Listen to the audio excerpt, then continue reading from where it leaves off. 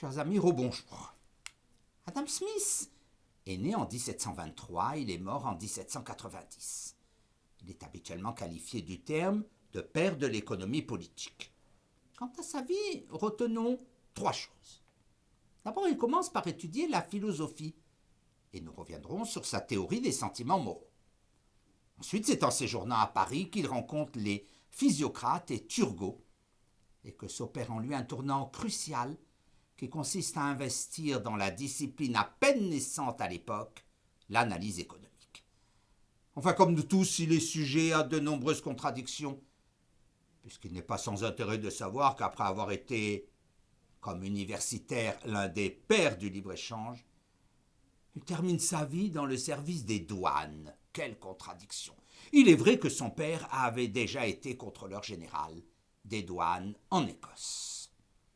Résumer une œuvre aussi considérable est identique à l'un des travaux d'Hercule. Attelons-nous cependant quand même à cette tâche. Il est difficile de comprendre Adam Smith si l'on ne connaît pas la fable des abeilles de Mandeville.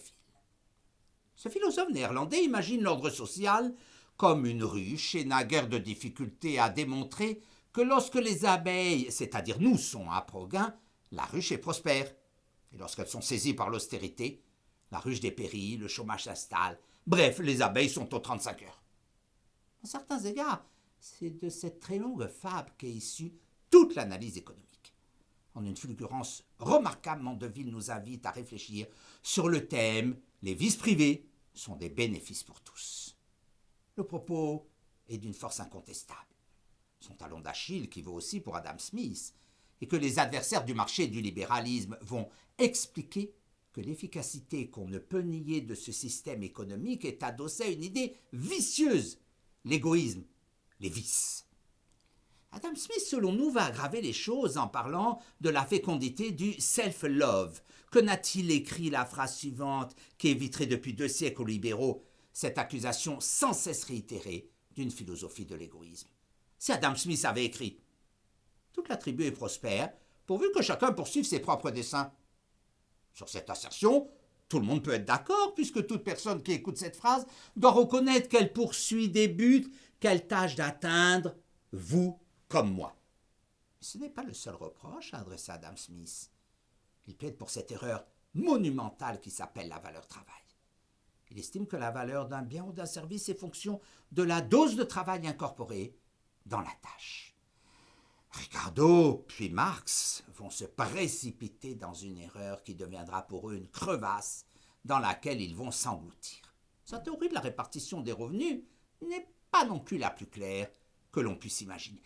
Quant à la fameuse fabrique d'épingles, qui permet d'aboutir à l'idée de la division du travail, elle est tellement connue que nous ne souhaitons pas vous l'infliger. Il arrive encore que dans la série des reproches adressés Adam Smith figure ce qu'on appelle l'utilitarisme. Adam Smith serait un partisan intégriste à la Jeremy Bentham, pour qui, à chaque part de richesse correspond une part de plaisir, et encore pour qui l'argent est l'instrument qui permet de mesurer la souffrance et le plaisir. Outre le fait qu'au-delà de la querelle des mots, chacun d'entre nous préfère effectivement le bonheur au malheur, le plaisir à la peine, l'utilité à la désutilité. Adam Smith était bien trop intelligent et cultivé pour imaginer qu'on épuise la vie d'un être humain dans une seule arithmétique des plaisirs et des peines. Passons maintenant au crédit d'Adam Smith. Alors, nul ne peut prétendre aujourd'hui encore pouvoir revendiquer autant d'Oscars au palmarès de l'analyse économique. Ce n'est pas tant par sa remarquable précision sur les contours des fonctions régaliennes de l'État qu'il s'est illustré.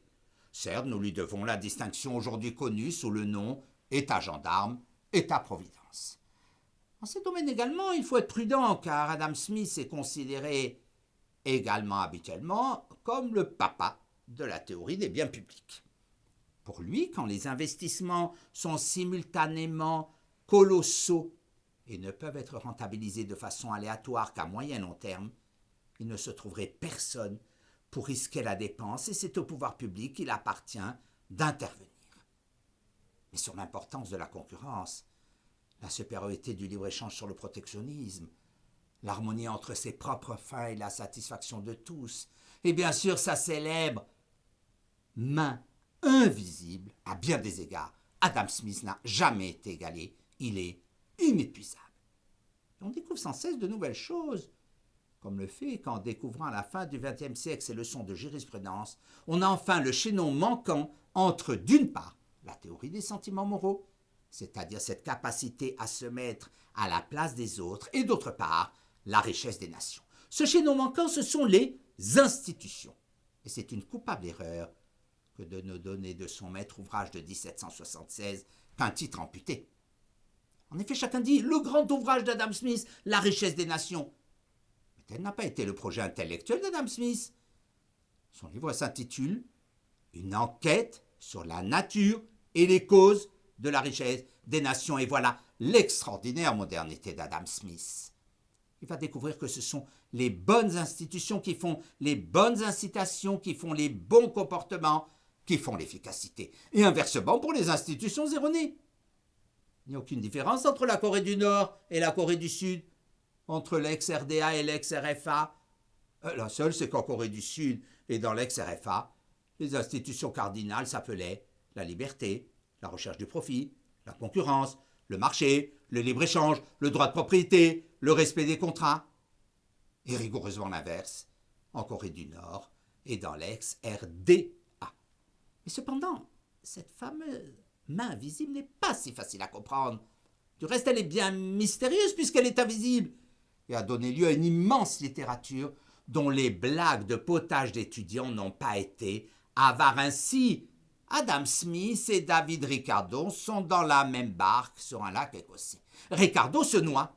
Aucune enquête, même pas Colombo, n'arrive à la moindre démonstration de la culpabilité d'Adam Smith, jusqu'au moment où à la question « Qui a poussé à l'eau Ricardo ?», la réponse devient évidente. C'est la main invisible. Alors, dans une deuxième séquence, nous vous proposons, chers amis, de creuser cette notion centrale de l'analyse économique, c'est-à-dire « the invisible hand », la main invisible.